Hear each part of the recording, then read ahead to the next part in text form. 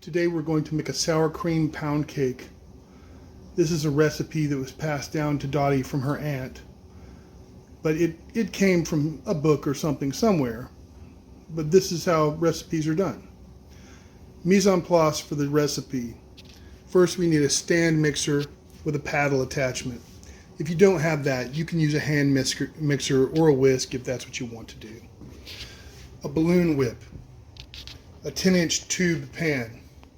It doesn't have to be that. You could use 2 loaf pans if you wanted. You're going to need measuring spoons and a measuring cup.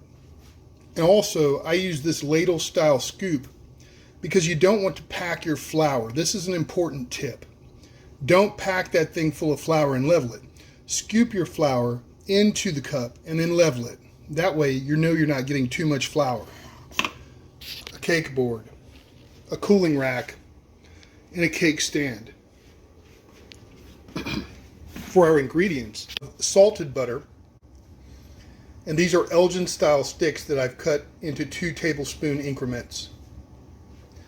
3 cups of granulated sugar, 6 eggs, large, 2 teaspoons of vanilla extract, 3 cups of all-purpose flour, a 1/4 teaspoon of salt, a 1/4 teaspoon of baking soda, 8 ounces or 1 cup of sour cream, and an extra Elgin style stick of butter, and it doesn't have to be, to grease that pan. If you want, you could use spray of this nature, or you could use baking spray that has flour incorporated into it. You could use Crisco if you wanted, vegetable shortening. I suggest that you use butter. We're going to go ahead and do that right now. I need you to hold this for a second while I grease that pan. And here's how I'm going to do it. I'm going to hold that stick just like this. And I'm going to rub it in here quite a bit. It's going to start to warm up from the friction. It's going to get those sides nicely coated. I'm going to get that inner tube there as well.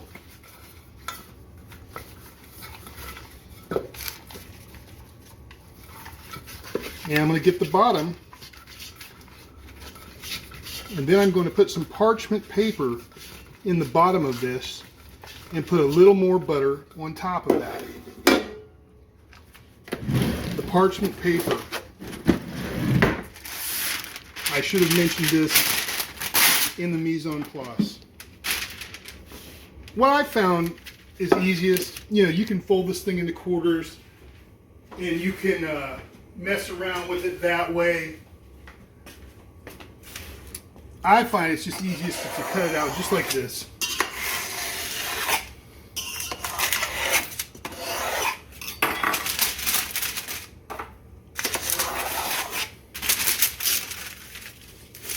And then once you've done that, I'm going to take some scissors, which are over here. And I'm going to go along that scoring line there and get the center part out. Now this is where I'm going to fold it in half, and in half again, and in half again, and in half again. No, I'm kidding. I'm going to size it up, looking down at the bottom here, and right about here is where I will cut it. So now I have a ring that I can place in the bottom, and it fits pretty nicely. Now I'm going to put a little butter on top of that as well. I'm going to hold it down in one spot while I butter up the other.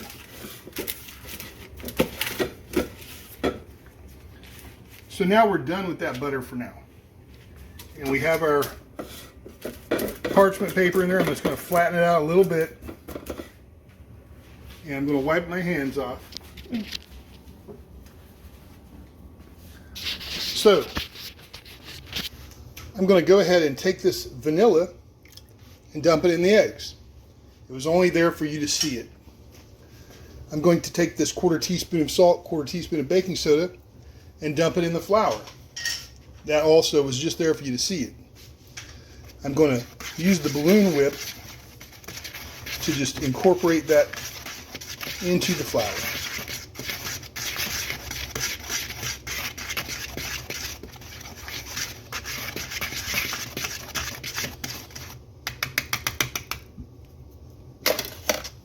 One other thing we're going to need is a rubber spatula, because we're going to want to scrape down the sides of this after we do some mixing.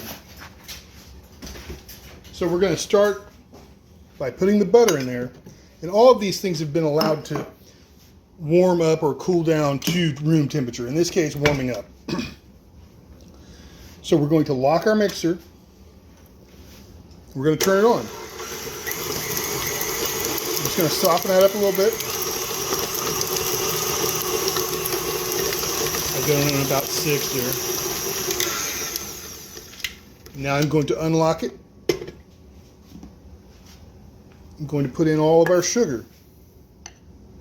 This bowl will remain right there in case I need to put something in it. It'll act as a little stand. I'll lock our mixer. I'm going to mix these together.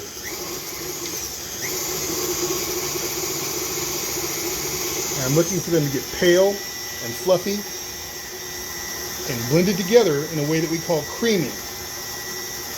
We're creaming the butter and sugar together. I'm going to stop it for a moment, unlock, and you can see just how fluffy it looks. It looks like snow. But I'm going to go around the sides now, all the way to the bottom, with a rubber spatula. And this is all very easy to do. This is an incredibly simple cake recipe.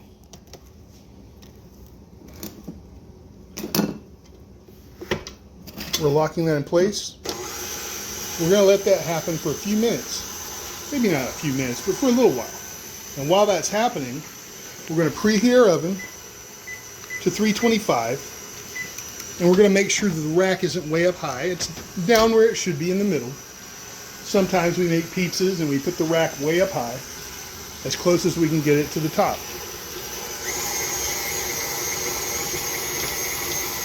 And you don't want to deal with that while it's hot, so I was making sure now. Now these eggs are all in one bowl, but we're going to put them in here one at a time. And after each egg, we're going to let it blend a little bit. Now it's easy to do because they have a sort of surface tension. But I can see that the sugar is rising up the side of the pot here, so we're just going to knock it down in there. And we're going to add our first egg. Here it goes. Well, we got 2 that time. But that's okay. I'm concentrating on more than one thing here. So we let that blend a little. Here comes our next one. And see how it just carries itself right over. The weight of that egg white brings the yolk with it. And we've already got our vanilla in here.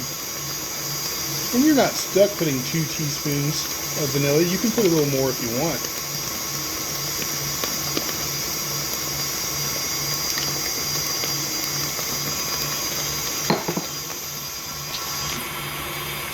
So this is what you would say is most of our wet ingredients, even though sugar is a dry ingredient. And we still have sour cream, which could be considered a wet ingredient to incorporate. We're going to put about 1/3 of each of these in at a time. And we're going to alternate between this and then that, and then this and then that. This will be the camera angle that we use right about here. I'm letting Dottie know that, so that I can step over here. I'm going to turn this down, okay? Because if you don't, this powdery substance, this flour, will go everywhere. So I'm going to put about 1/3 of it in here, carefully. Some of it will get on top of the paddle, and we'll take care of that shortly. Then I'm going to take about 1/3 of this sour cream and put it in there.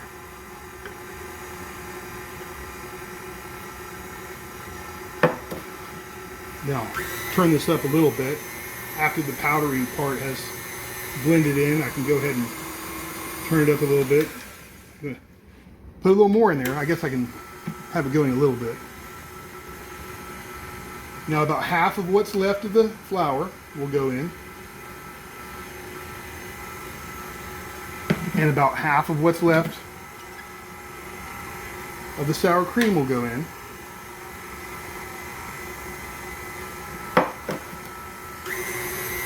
Mix it in a little bit. Turning it back down now to the lowest speed. I'm going to go ahead and put the rest of this flour in there.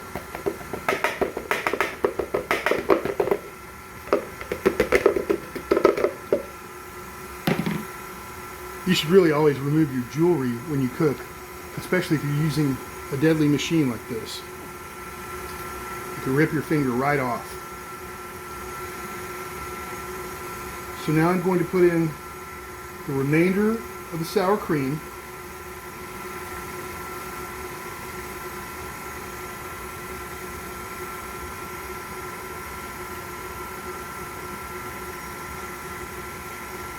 I'm just going to put a little in from this side because it's a little easier for me to get to.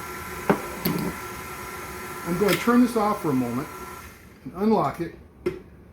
And I'm going to get some of this flour off of the paddle.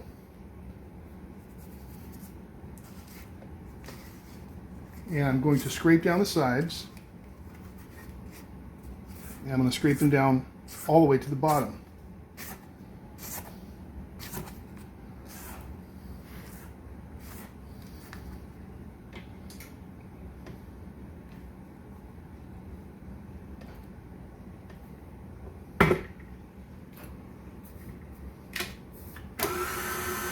We're going to let that continue for a moment. And I'm going to just look at the oven. It's up to 291. And we want that to be ready when we pour our batter into our cake pan. So we're just going to let that continue to mix a little bit. And I'm going to bring the cake pan over to the counter and be ready with my rubber spatula and my cake pan.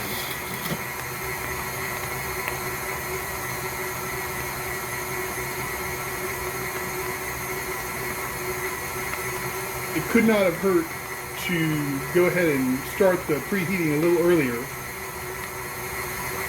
Often, a recipe suggests that it's the first thing that you do, but I don't want to waste electricity.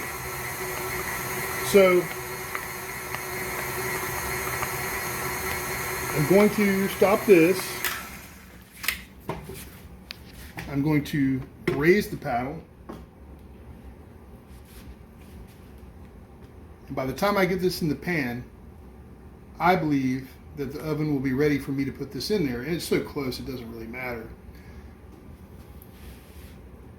I don't remember exactly how long we'll put it in there, but we'll check the time.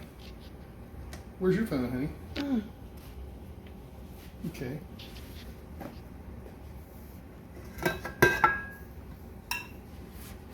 I'm just going to take this and put it in the sink. And what I like to do with this tube pan is just set that thing on there, just like that. Okay? And then I'm not really fumbling with it. It is a little heavy with all that in there. And you just heard the oven achieve temperature. So I put some of it in here, and then I turn the pan. I do that all the way around.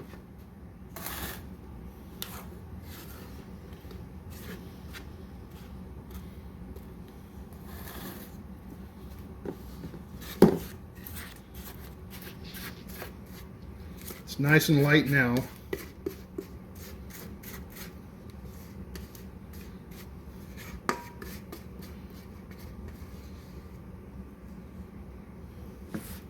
And then I put this in the sink.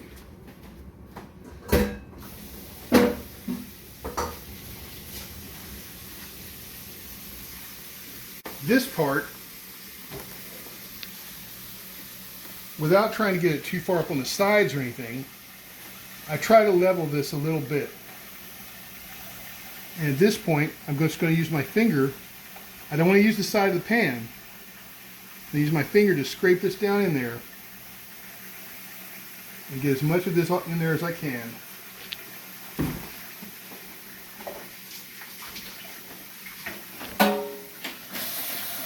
I'm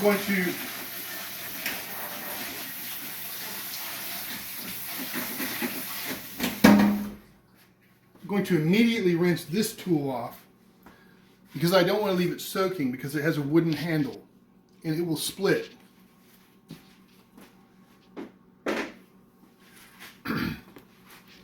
Now I'm going to put a towel down and fold it in half so I'm not making a crazy noise, because I'm just going to drop and turn this repeatedly to try to level it out a little more. And the top will not be perfectly level. It won't be at a weird angle, but it'll have little ridges and folds in it. And that's just fine. But we're going to put this in the oven for 1 hour and 15 minutes. So we're going to just tell it cook time, 75 minutes, and in a minute I'll hit start. And you stand back when you open the oven, and don't put your face down in there because a bunch of hot air will come up out of there. You give it a second to clear, and then you put your face down in there.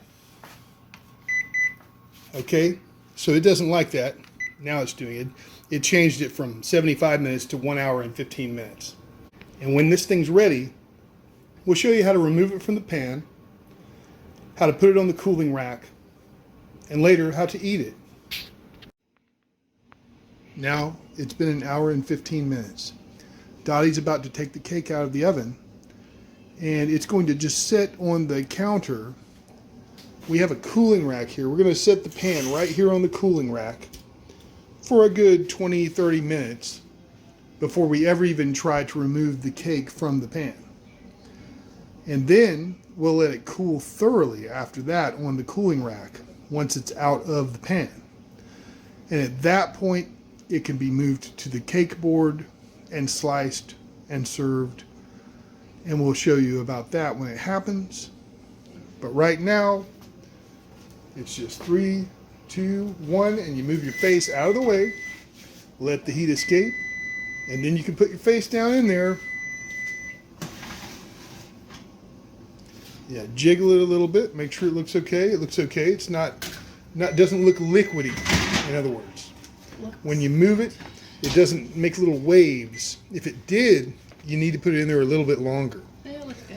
Now, there's what appears to be like a little moistness. It's hard to see with the camera, but it's glistening a little there.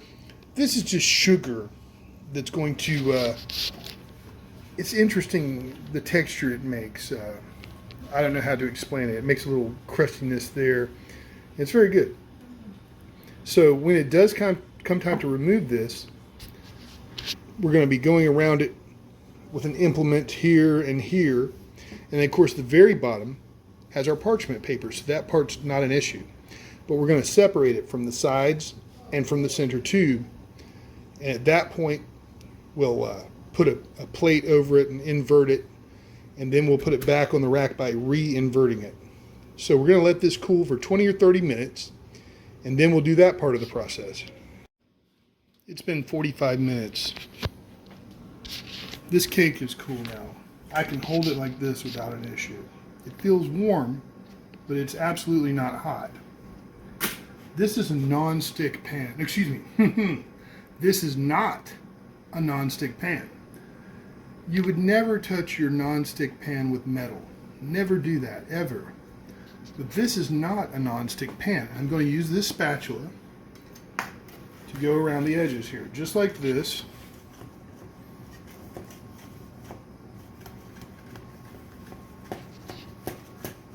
Just like that. And if you don't have that, you can use a butter knife. I might use a butter knife for that middle part because this is kind of wide. You know? I'm just going to grab a butter knife.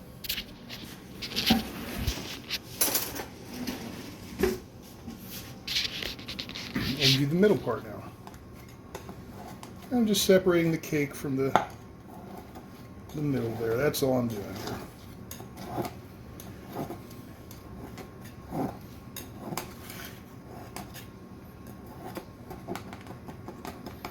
Making sure I'm getting down to the bottom.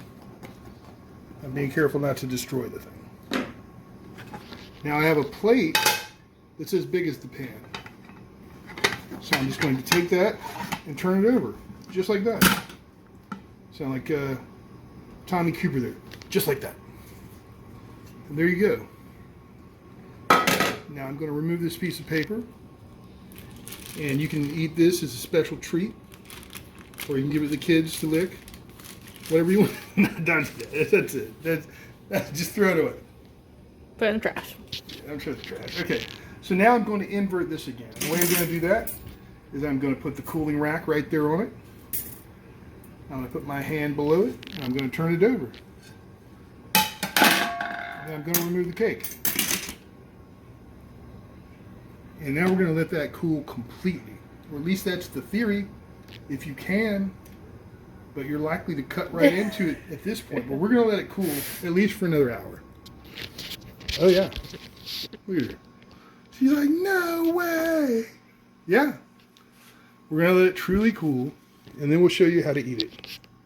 Because cooking videos never show that part for some reason. So now it's been an hour, and this cake is cool. We have a cake board here, a serrated knife, and a few different toppings that you might choose to put on the cake. We have some plates. These are kind of big. We were using that dinner plate to invert the cake, so we're going to use it rather than another one. We have a couple of lunch plates here. But honestly, you probably want to use a smaller plate. Now I'm going to move this cake onto this cake board. And this is how you do that. First of all, you show the actual cake board itself in the video. Then, where it will be on the board, you place it there. And rather than try to pick this up, you move the cooling rack away. Like that. It's hard to do, but that's because this has a little leg on it. If you're using a solid cooling rack, you don't have to worry about that. So now it's on there. And when you cut, always envision going right through the middle. So that when you make that next slice, you're not over here. You're going right into the center again. And here comes our first slice.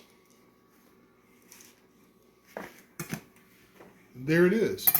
And you might dress that up however you like. You might put some of this Cool Whip on there. Some people would like it with butter. You might use sprinkles, some of this crap here, this glaze for strawberries. And that's about it. Then, of course, you just take a fork and eat that. Mm-hmm. I'm going to pause this for a second. So now that we cut a few slices, the rest is going to go here in this cake stand under this dome. This is why it's important that you let it cool for so long. Otherwise, moisture is going to build up inside there, and that's going to be bad. It can lead to mildew, etc. So we have our slices ready. I chose to have some of that strawberry glaze and Cool Whip on mine. And Dottie had the same, but with sprinkles. Now this cake is perfectly good just as you saw it. It doesn't need anything on it. But if you like that kind of thing, have at it. Now Dottie's going to eat some. He's going to go full Bojanowski here. Got a little bit of everything.